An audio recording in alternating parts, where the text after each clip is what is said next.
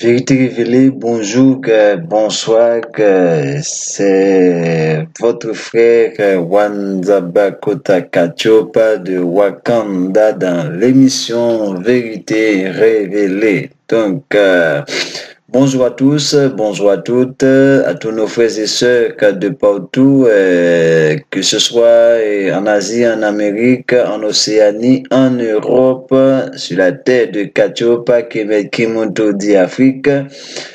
Notre tribu chérie Haïti, chérie tribu Lévi, bonjour et bonsoir Kachopa, Congo Mbote.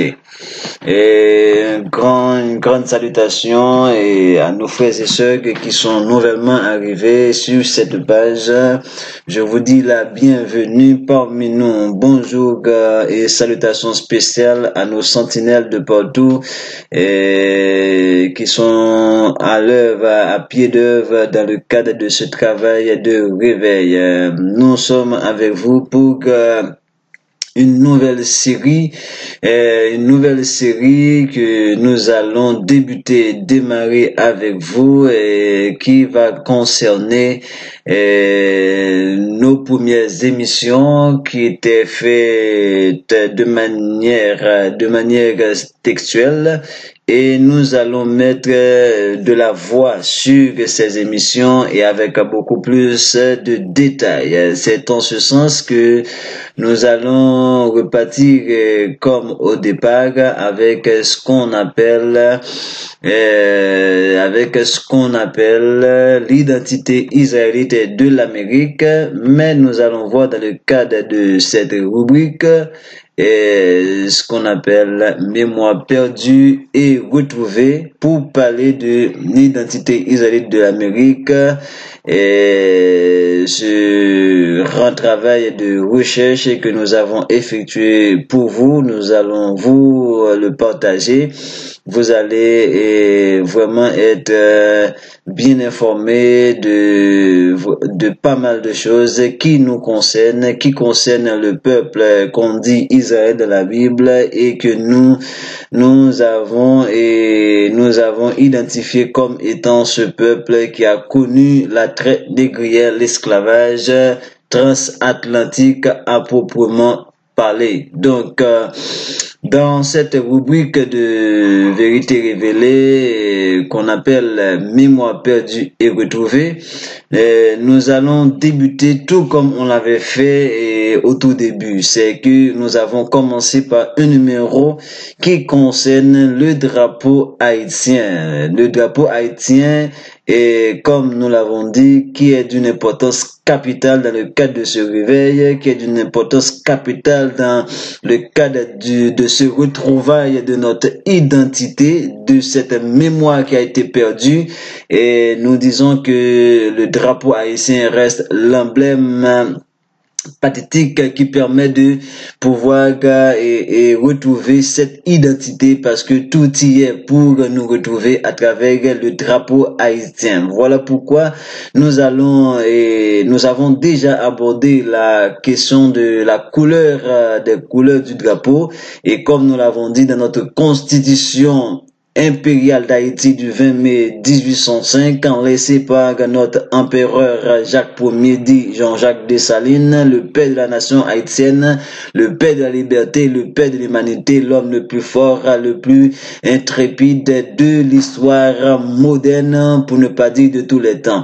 Donc, Dessalines nous a laissé les couleurs nationales et de manière constitutif écrite dans la charte de notre nation qui n'est autre que cette constitution du 20 mai où il est dit à l'article 20 les couleurs nationales sont noires et rouges et nous allons faire un numéro par la suite pour parler un petit peu quand est-ce que le drapeau bleu et rouge avait pris naissance. Donc question de dire c'était rien à voir avec ce qu'on appelle la célébration de la Cahiers de 18 mai, c'est plus question de Catherine Flon, tout ça n'est que fable, utopie, foutaise, manipulation et esclavage mental davantage, intellectuel et spirituel. Donc vous pouvez normalement que notre drapeau a toujours été le noir et le rouge et jamais le bleu et le rouge. Le bleu et le rouge n'a rien à voir avec la nation haïtienne parce que la nation haïtienne est une nation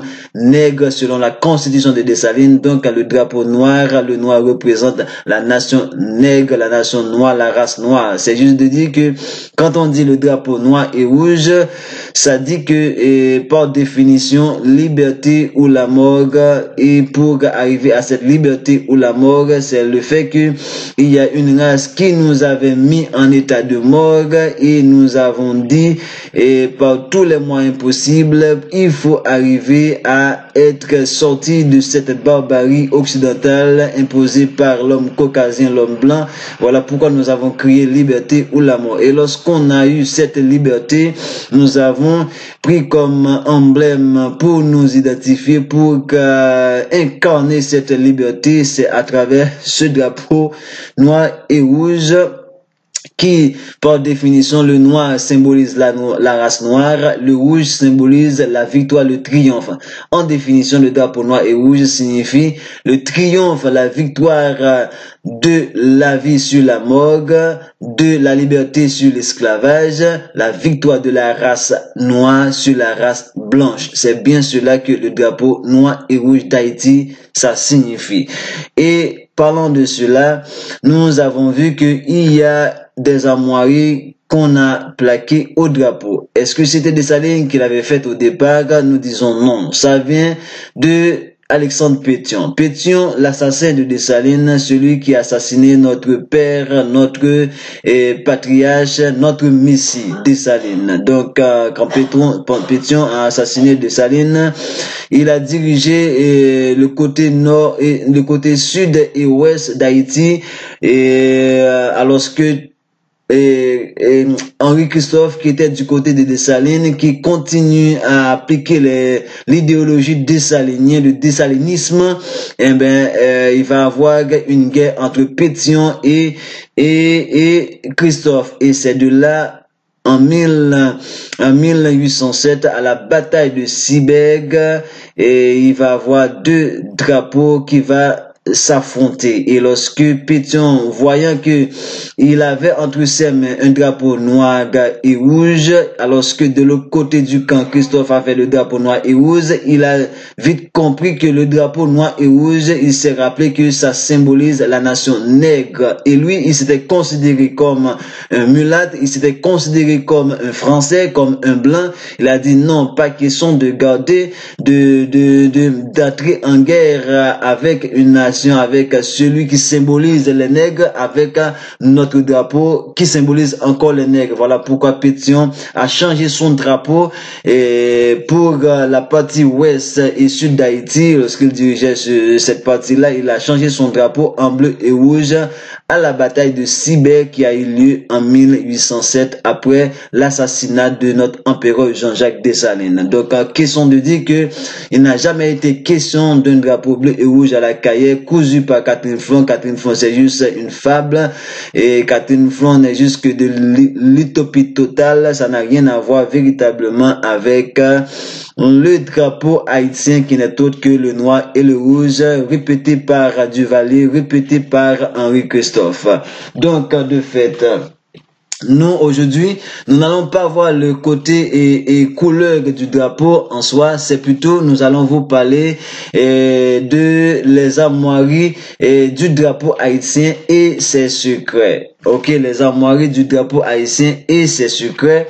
Ok, et en ce sens, les armoiries du drapeau haïtien et ses secrets. En ce sens, et comme vous pouvez le constater, nous avons l'armoirie haïtienne et du drapeau haïtien qui est garni d'un paquet d'éléments et on trouve les drapeaux, on trouve les baïonnettes, on trouve des fusils, on trouve des canons, on trouve des trompettes, on trouve des jarres d'eau pour porter des couches d'eau, des jarres d'eau, on trouve des boulettes, on trouve pas mal de choses dans cette armoirie-là. Mais nous avons déjà abordé la question de l'armoirie. Aujourd'hui, nous n'allons pas toucher tout. Nous n'allons pas toucher l'ensemble de ces éléments et le bonnet en particulier, le palmier et ses feuilles. Nous n'allons pas toucher le tout. Nous allons toucher dans le cadre de cette rubrique mémoire perdue et retrouvée les secrets et les armoiries du drapeau haïtien et ses secrets. Nous allons voir notamment le chiffre 12. Nous allons revoir avec vous également les deux lots de boulettes de canon. Nous allons voir les trompettes et le drum. Nous allons voir et notamment le palmier que nous allons utiliser pour débuter cette série avec vous. Donc, nous avons dit, il n'y a aucun autre drapeau dans ce monde où l'on trouve de tels symbolismes, de telles représentations. Donc, le palmier est représenté uniquement dans le drapeau haïtien. Pour ceux qui connaissent un peu l'histoire biblique, ils peuvent se référer à pas mal de passages pour voir que qu'est-ce que dit la Bible sur le palmier. Malheureusement, il y a un pasteur qui, d'après ce qu'on nous a rapporté, et on m'a envoyé un message de par WhatsApp, et j'ai été même appelé ce personnage, ce pasteur qui vit en Haïti, qui dit avoir fait une révélation où son Dieu lui a révélé que le drapeau haïtien doit être modifié dans le sens il faut enlever les armoiries parce que le palmier ça représente quelque chose la nourriture même du diable. En bon créole, on dit que diable haïtien qui est les haïsans, c'est qu'est parmi les manger. Donc, de ce fait, il faut enlever le palmisme du drapeau pour le remplacer par une Bible et une étoile. Et lorsqu'on observe l'étoile, on voit que c'est l'étoile de cet État sioniste d'Israël franc-maçon qui n'est autre que l'étoile de David, l'étoile de Baphomet. Donc, voilà. Et c'est ça que rapporte ce pasteur-là que il faut enlever le palmier. Alors que ce pasteur, on dit que c'est un pasteur, il devrait savoir l'importance du palmisme, du palmier dans la Bible. Et parce que c'est écrit dans la Bible qu'il utilise. Mais malheureusement, ils ne sont pas là pour ça. Ils sont là pour détruire notre peuple spirituellement à tous les niveaux. Voilà pourquoi ils annoncent de telles bêtises. Donc, voilà pourquoi nous faisons le devoir de vous parler un petit peu plus en large et à fond du palmisme qui se trouve au beau cœur de notre drapeau d'Haïti. Et nous allons entamer cette démarche avec vous en ce sens. Donc, nous disons que nous allons parler du palmier. Et j'avais prévu de voir un peu la définition même du palmier. Mais disons, nous voulons pas que ce numéro soit trop long. Nous allons un peu résumer. Si vous allez par exemple sur Google, vous essayez de trouver ce qu'on pourrait appeler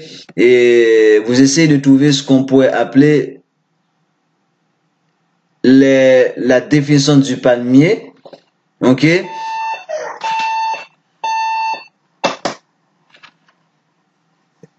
OK, si vous voulez avoir juste des détails sur les palmiers, vous allez voir catégoriquement que le palmisme, c'est une sorte d'arbre, de plante.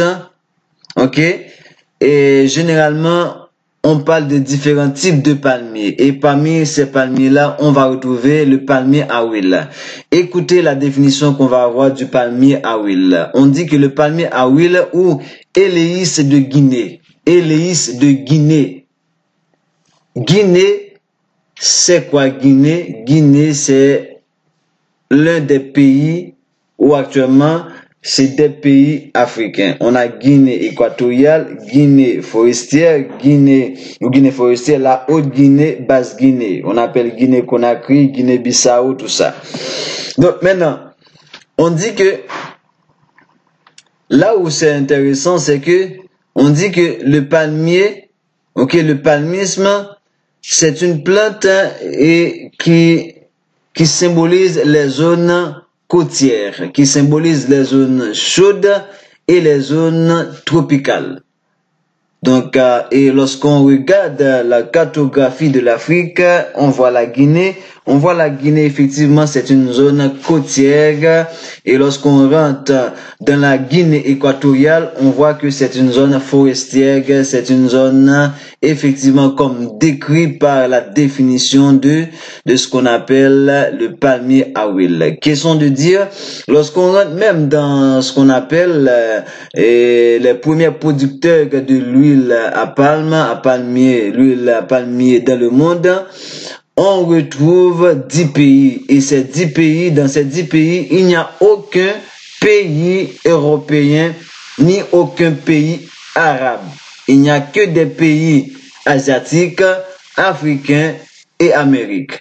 Et parler de l'Asie, parler de l'Afrique, parler de l'Amérique, c'est parler encore du même peuple noir en général. Question de dire que quand on parle de, par exemple, on a un passage dans la Bible qui parle du pays des palmiers, ou la ville des palmiers qui n'est autre que Jéricho. Donc si maintenant on dit que on ne retrouve pas vraiment ces genres de plantes dans ces endroits, et pour vous dire, le premier occidental à décrire et à ramener des graines de palmier en Occident, c'est un Français qui est un naturiste et en termes de profession qui s'appelle Aixois Michel Adanson. Aixois Michel Adanson, c'est quelqu'un qui est né le 7 avril 1727 à Aix en province et mort le 3 août 1806 à Paris. Le 3 août 1806 à Paris.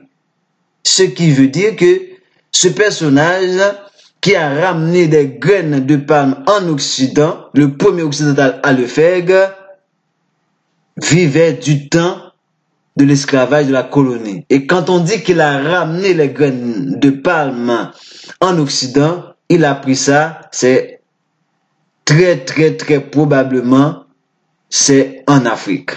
Pourquoi? Parce qu'il y avait la colonisation, il y avait l'esclavage. Et pour ne pas dire, ça se pourrait même que c'est en Haïti. Donc ça veut dire que rien à voir avec l'Europe, rien à voir avec ce qu'on appelle le Moyen-Orient. Or, on sait très bien que l'Église nous dit que Israël du Moyen-Orient, c'est l'Israël de la Bible. Or, on vient de voir que, et on n'a même pas en termes, on dit une ville de palmiers, c'est sûr que s'il y a une ville de palmiers, c'est sûr que c'est parce que dans ce pays-là, il y a beaucoup de palmiers. Donc, ça devrait figurer dans la liste des plus grands producteurs où on trouve beaucoup plus de palmiers dans le monde. C'est sur cette base qu'on vous dit que maintenant, on va avancer plus loin pour voir des petits détails concernant ce sujet. Et comme on a pu voir, on dit que le palmier à huile s'appelle également et que c'est, on dit que, excusez-moi, on dit que le palmier s'appelle Hélice de Guinée. Le palmier à huile s'appelle également Hélice de Guinée. Et voilà pourquoi nous avons été faire une petite recherche pour vous, en ce sens, pour voir le palmier à huile en Basse-Guinée, ce qu'on appelle Guinée-Conakry, et en Guinée forestière qui n'est autre que Guinée équatoriale. Donc, on dit que le palmier à huile est considéré comme source d'économie traditionnelle en raison de ses multiples usages. Toutes les parties des racines aux inflorescences, y compris les sous-produits, sont utilisées à des fins d'alimentation et de médecine traditionnelle et comportent des valeurs socioculturelles importantes. Ok? Et puis on dit les palmeries et les huileries, ainsi que l'ensemble des services liés à la production ont contribué et continuent de nos jours à contribuer au développement des économies locales du fait qu'ils sont utilisés dans des communautés pour l'alimentation, à savoir l'huile de palme, le vin de palme et l'alcool de palme, ainsi que dans les pharmacopées traditionnelles, ça veut dire fabrication de savon à base d'huile de palme et de palmisme, pommade à base d'huile de palmisme. C'est ça qu'on appelle les produits pharmacopées traditionnels.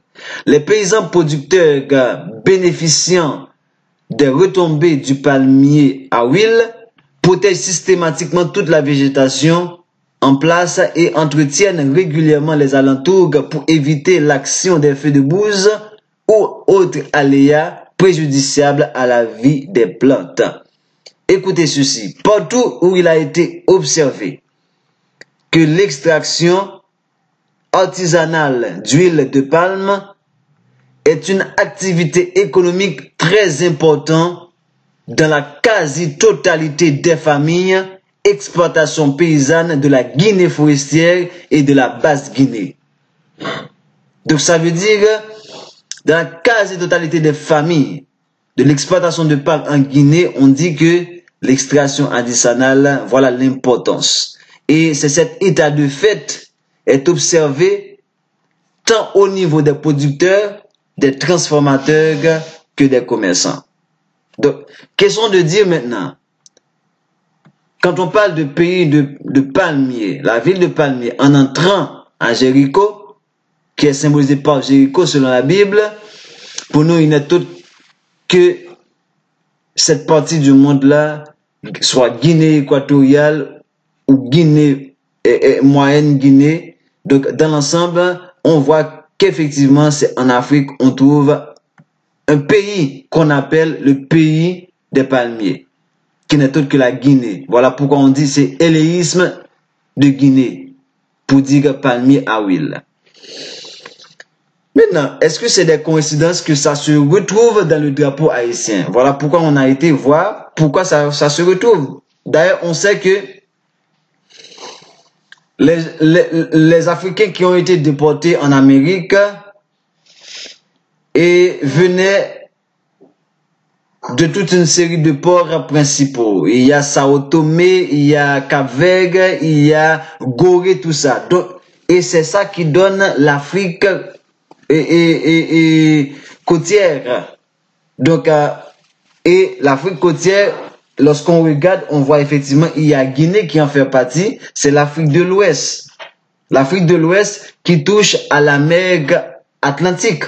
Et effectivement, on sait quelle importance que ça a eu. Voilà pourquoi maintenant, on va retrouver le palmier comme symbolisme dans le drapeau haïtien pour marquer, pour incarner cette fierté de liberté, cette victoire, ce triomphe. C'est parce que c'est des choses qui existaient déjà depuis chez nous. Donc, c'est pas pour cette raison que Pétion, lorsqu'il a eu à créer ce drapeau après la bataille de Ciberg, il a mis par la suite ce qu'on appelle les armoiries. C'est lui qui a flanqué les armoiries dans le drapeau. Ok? C'est lui qui a planqué et plaqué les armoiries dans le drapeau. Donc, question de définir tout un ensemble d'éléments parce que on sait très bien que les armoiries, c'est pas des choses qu'on met comme au hasard dans un drapeau. Voilà pourquoi nous allons voir un tout petit peu et la définition étymologique de ce thème-là, qui n'est autre que armoirie. On dit étymologiquement armoirie signifie combattre. C'est un thème qui avait pris au XVIIe, au XIVe siècle le sens de garnir des figures du blason. C'est quoi un blason? C'est quoi un blason? Et parlant de blason, c'est comme pour dire c'est une sorte de représentation, le blason. Et c'est pourquoi on va avoir un thème capital pour parler du blason. Ce thème n'est autre que l'héraldique. Héraldique, qui vient du mot masculin héros, H et accent aigu R-A-U-T, c'est-à-dire qui annonçait et décrivait les chevaliers entrant en lice. Ok? Celui qui annonçait des événements, qui portait des déclarations de guerre en tant qu'officier public au Moyen-Âge. En plus d'être un adjectif, héraldique est un nom, un substantif féminin singulier désignant la science du blason. La science du blason, c'est donc l'étude des armoiries. C'est donc l'étude des armoiries. Voilà ce qu'est en réalité lorsqu'on parle de héraldique, qui n'est autre que symbole de quoi? Du blason, l'étude du blason. Et on dit, le blason en soi, qu'on pourrait appeler armoirie, n'est autre qu'une sorte de description, ok, ayant un rapport avec qui ça, avec quoi, et un rapport avec l'appartenance. L'appartenance soit à une famille, l'appartenance soit à une région, l'appartenance soit à un peuple, à une nation. C'est ça, dans la réalité, le blason, et qu'on nomme le plus souvent l'armoirie, qu'on dit qui a pour science l'héraldique. Donc, c'est en gros ce petit détail nous voulons vous partager avant même d'entrer dans le vif du sujet pour parler de l'armoirie, les armoiries du drapeau haïtien. Et ici, nous allons voir en premier lieu le palmier. Nous allons voir le palmier en fonction de ce que dit la Bible. Maintenant, nous allons voir tout ça en fonction de ce que dit la Bible. Et mes chers bien-aimés, prenez votre Bible avec vous, vous qui m'écoutez, que ce soit en Haïti ou partout où vous êtes. Et si par chance, ce pasteur gars-là, qui parle de haïtien, le diable qui est d'Haïti, qui mange le cœur du palmier, ok, ou le noyau, en bon français, le noyau du palmier.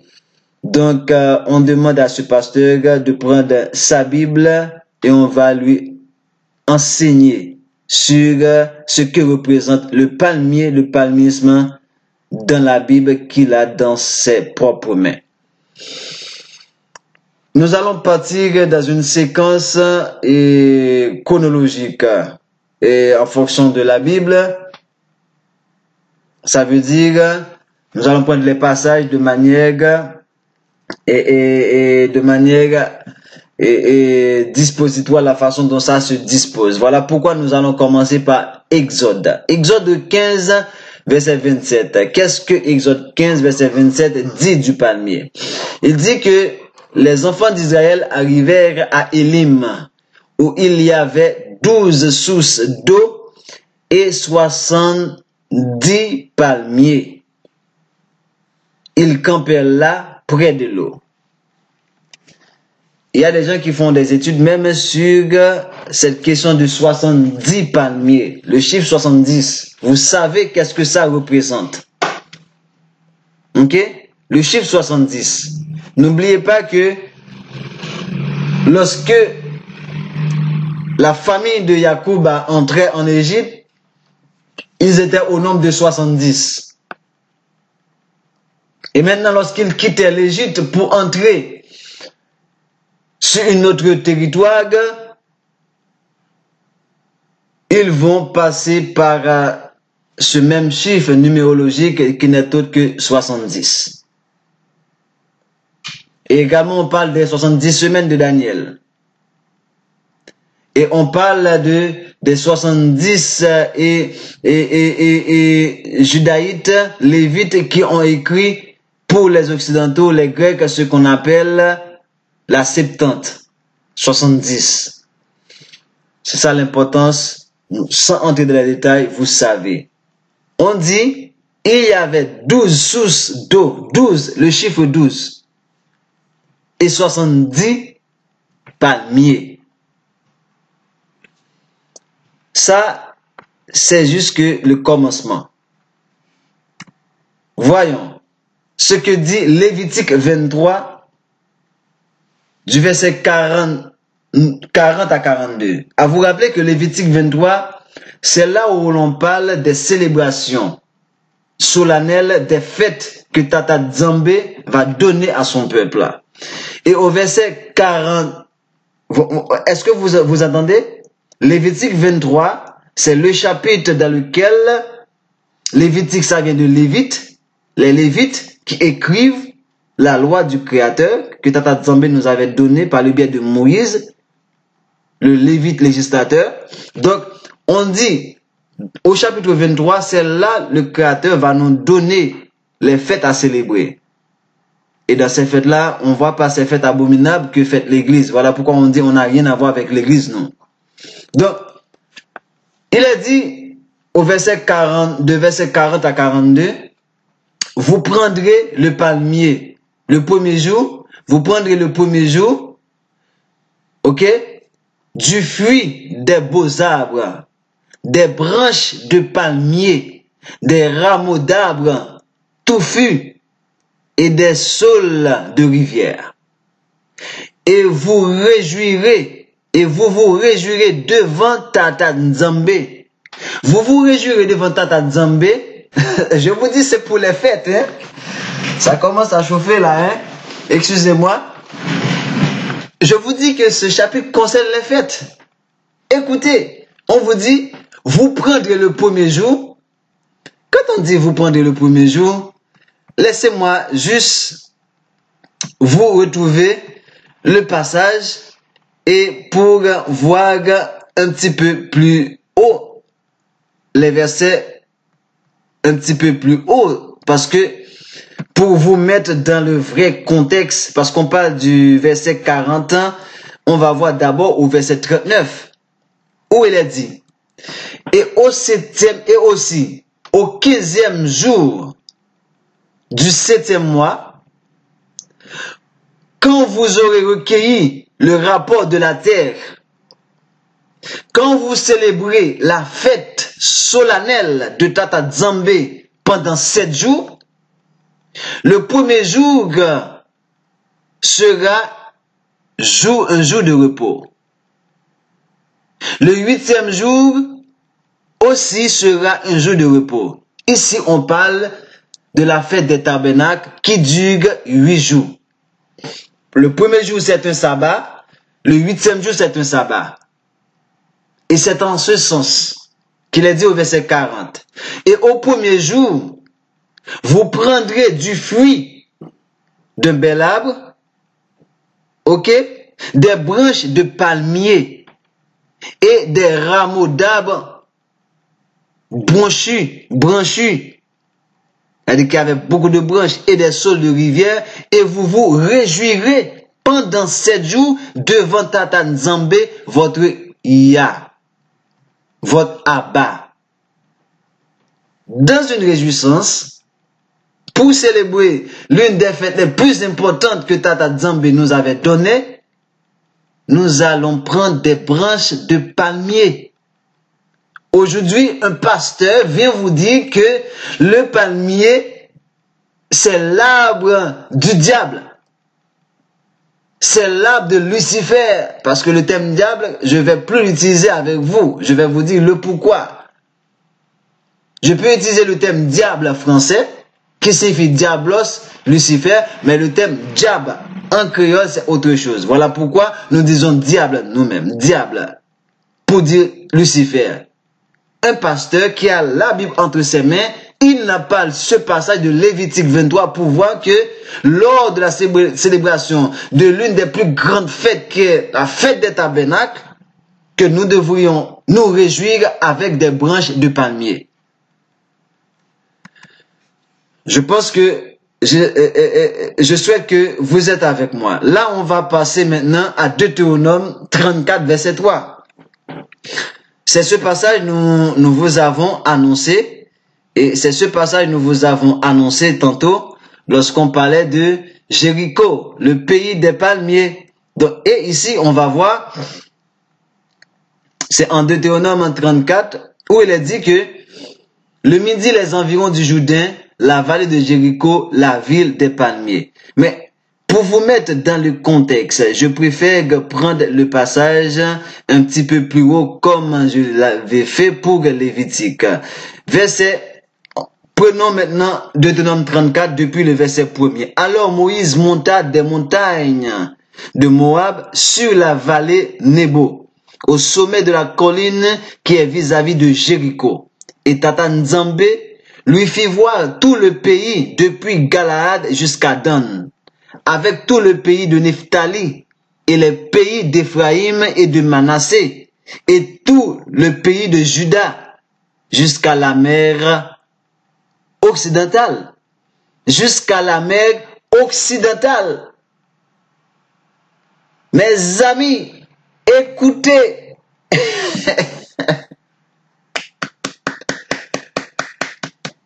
Est-ce que maintenant, alléluia, est-ce que la Palestine a rapport avec la mer occidentale?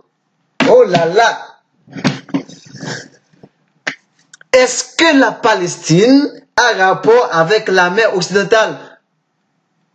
Et vérifiez par vous-même. Je vous mets la carte de la Palestine. Ou je vous mets même la carte de l'Afrique à partir de l'Égypte pour aller à Palestine. Et vous allez voir que l'Israël actuel a rapport avec la mer méditerranéenne. La mer Méditerranée n'a rien à voir avec la mer occidentale. La mer occidentale, c'est quelle mer? C'est la mer Atlantique, où se trouve effectivement la Guinée équatoriale, où se trouve la Guinée-Conakry, où se trouve la Guinée-Bissau. Vous connaîtrez la vérité vous rendra libre. On dit que Tata Nzambé fit voir à Moïse tout le pays de Nephtali, selon Deutéronome 4, verset 2, tout le pays d'Éphraïm et de Manassé, et tout le pays de Juda, jusqu'à la mer occidentale. On vous dit que Israël est en Afrique, vous dites blablabla, c'est du charabia. Vous allez voir si c'est du charabia. Moïse a vu tout le pays de Juda jusqu'à la mer occidentale. Ok? Il n'est pas dit la mer, il n'est pas dit la mer orientale. Il n'est pas dit la mer Méditerranée ici. La mer occidentale vous donne la mer Atlantique. Point boule. Et au verset 3, c'est là nous allons vous montrer. Et le midi, il lui a fait voir le midi. Le midi, c'est le sud. Et la campagne de la plaine de Jéricho, la ville des palmiers. Et la campagne de Jéricho, la ville des palmiers. Et je vous avais déjà démontré cela. Regardez bien, voilà maintenant ce qu'on appelle éléisme de Guinée. On dit palmier à huile ou éléisme de Guinée. Voilà la Guinée. Regardez bien la carte. Je vous mets cette carte où on vous montre Guinée, moyenne Guinée. On vous montre Guinée, basse Guinée. On vous montre Guinée forestière. Et maintenant, je vous donne la carte de l'Afrique dans sa globalité. Voilà maintenant Guinée-Bissau, Guinée-Conakry. Voilà maintenant Guinée équatoriale, qui est une zone côtière qui touche à la mer occidentale. Donc, la ville des palmiers, c'est en Guinée. Point boule. Wap kon vérité ça prend nous libre, wap sortir dans la synagogue Satan ça yo.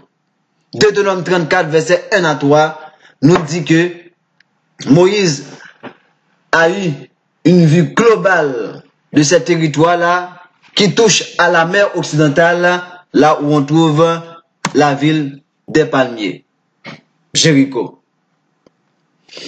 On va voir maintenant dans Juge 4, verset 5. Elle désignait sous le premier de Déborah entre Rama et Bethel. Ok? On va vous prendre le passage dans un petit peu plus dans sa globalité. C'est Juge 4. Ok? C'est Juge 4, verset 5 qui dit, et si on prend depuis le verset un petit peu plus haut, comme d'habitude, on va le faire. Écoutez mes amis, écoutez.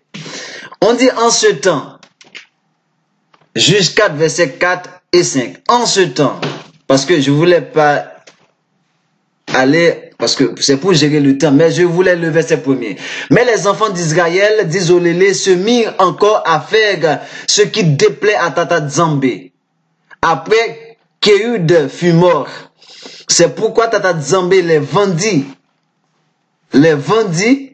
en la main de Jabin, roi de Canaan, qui régnait à Hatzor, et de l'armée duquel Sisra était le chef, qui demeurait à Aroset des nations. Et les enfants d'Isolélé, peuple bantou hébreu, crient à Tata Zambé, car Jabin avait 900 chariots de fer, et il avait violemment opprimé les enfants d'Isolélé, les enfants hébreux bantou, durant 20 ans. Juge 4. Nous sommes au verset 4 et nous allons prendre verset 5. Au verset 4. En ce temps-là, Déborah, prophétesse, femme de Lapidote, jugeait Israël. Déborah était prophétesse et elle était juge sur Israël.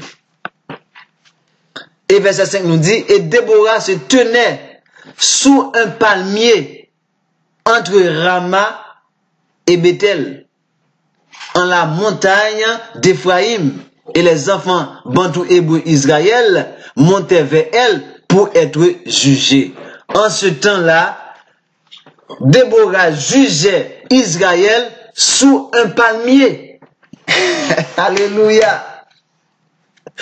Pourquoi il a choisi de juger le peuple, de faire son tribunal sous un palmier?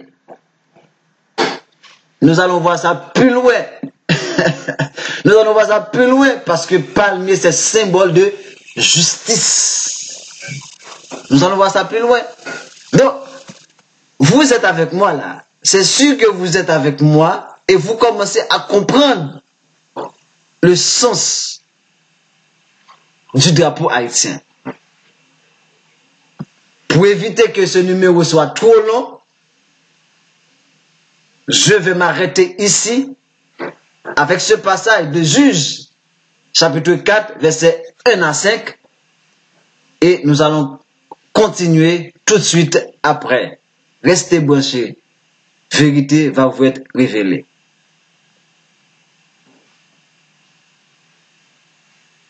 À tout à l'heure.